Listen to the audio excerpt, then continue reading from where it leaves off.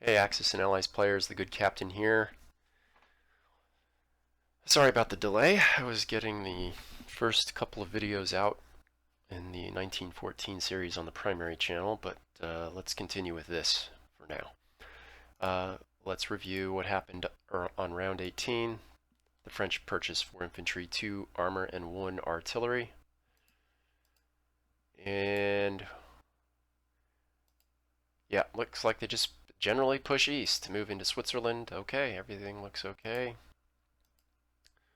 This doesn't matter whether the blocker gets a hit or not. There's 2 armors to soak the hit, so no big deal. And the French collect 29. The British, 12 infantry, a fighter, and an artillery. And let's see what we got here. 8, 10, and 2. Right, and then they bring in more assets. And they push 7 into Piedmont. Okay. What do they do down here?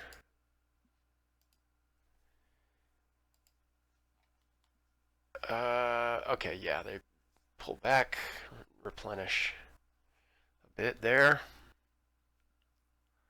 Okay. The only battle is Piedmont. And the Austro-Hungarian blocker picks up the kill, so good for him. The Ottomans, we go whole hog into Ankara. And, yeah, okay. Smyrna was vacated. I've already forgotten all of this. The British blocker took down an Ottoman before he left the board. The Italians purchased 4 infantry. Oh, yeah, okay. I saw this in the emails. I think this transport blows up. Does it? Yeah. So this is this was something I knew full well what I was doing here. Um, the if you're the CP, I think the stock move is to leave 1 infantry of somebody's in Romania to cover it, and 1 infantry in Bulgaria to kind of make this move. It's usually enough to deter a move like this. But yeah, I knew full well, vacating them might cause this, and at this point, taking chances like a 1 in 6 that the Italian transport or some other Entente transport would detonate on a mine is totally it's good. It's at that point it's good gamesmanship in my opinion. So yeah, I'm like, all right, you know, things are not getting better, so I'll take any chance I can get. And bizarrely, that blew it up. So there's only 1 infantry on it though. So okay, whatever. Turn complete. Collect 12. Okay, and then the Americans.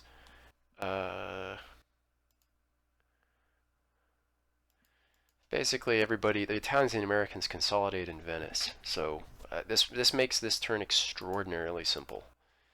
Very simple indeed. Venice is a positive TUV somewhere in the 20s.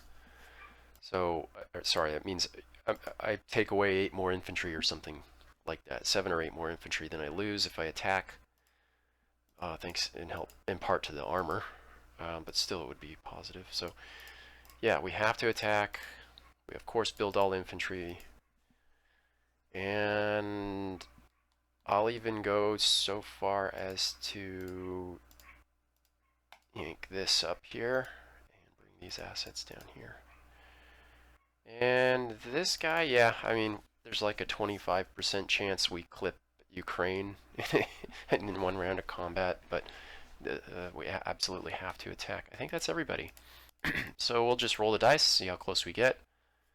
Again, we're looking for some fantastic dice here as the CP. Probably we need like 2 or 3 at least in some series of battles, but we're on our way out, but we're not completely dead. Let's do Ukraine first. okay, this is not good. So you can take what you want away from. That's just. Well, okay, Venice. Let's just roll and see how close we get. Okay, so yeah, I'm probably gonna have to submit this to my opponent. So, but before we leave, let's see how good or bad this roll was. Okay, so we were looking at 24, 25 kills, so that's a plus 3.5. So that's that's warm. I'm not gonna argue with that. That's a warm roll for this piece count. Still kind of warm, a little warm. We need like a negative 3.5 at least for the CP or for the Entente. So, let me submit this for casualty selection and get right back to you. Okay, it's all the Italians. That is 21, a British, and the rest of the Americans. So on the way back, this is easy. If you add them all up, it's 42 pieces, I think. So it should be 21 hits, and they scored +1. So again, this is not. We're not seeing the numbers that we need still.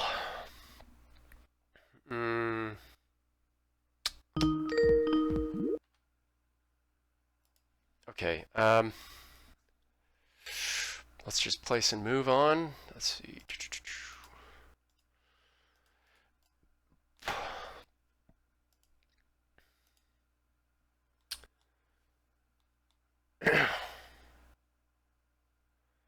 Yep.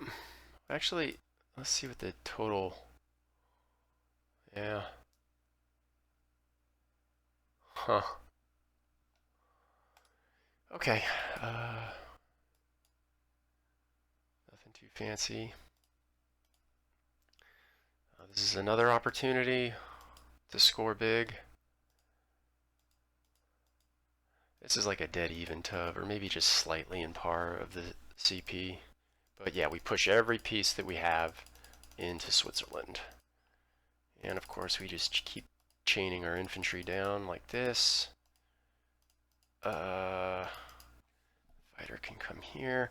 Okay, and then here, these guys come down to Poland, and they're probably going to have to clear this territory. Well, actually, with the way things have been going, who the hell knows? With that territory. Okay. So again, we'll just roll it and see how close we come. That's terrible. 5 plus 5, 6, 7, 8. Okay, so it ends up being almost exactly par. I can already tell. Let's see.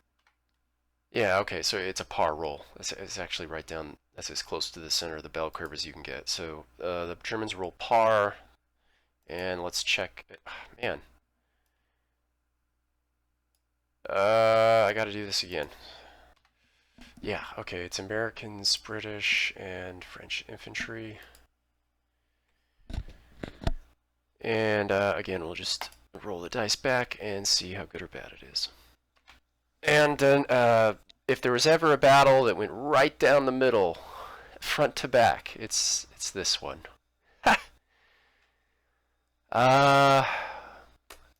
So this would normally be easy, but again, this is not what we.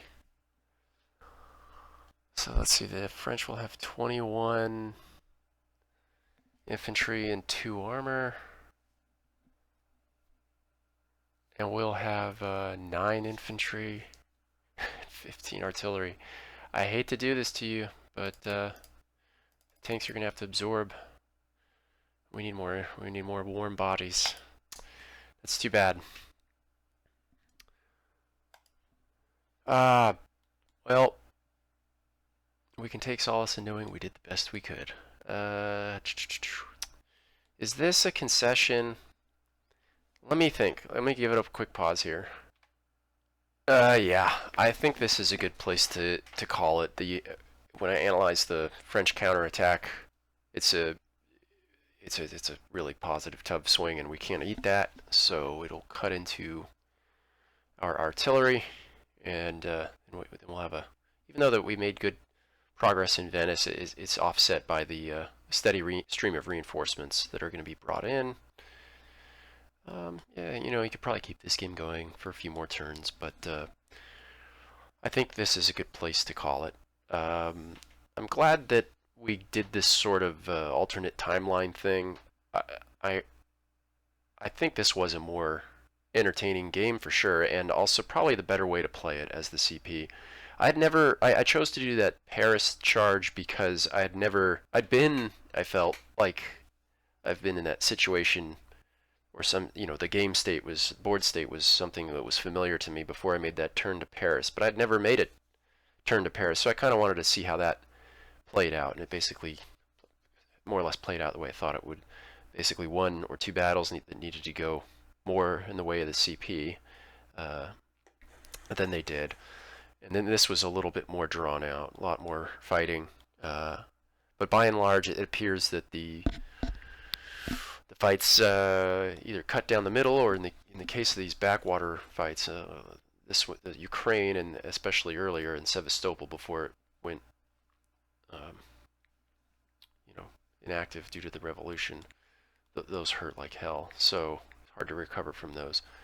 And of course, yes, in the beginning of the game, Russia took a nasty bloody nose, but it was, I don't know if the German battles in Livonia, I've already mentioned this in the other video, but those were just as bad, if not worse. So it's hard to weigh those in. I think they might just cancel out. So a good game. Thanks to the veteran for the game, and congratulations on the W. And yeah, I've got to probably put a pause on this channel for now. I'm going to focus most of my time, even game playing time, is going to have to be converted into video and editing on the primary channel. So ta-ta for now. All the best from the good captain, and bye-bye.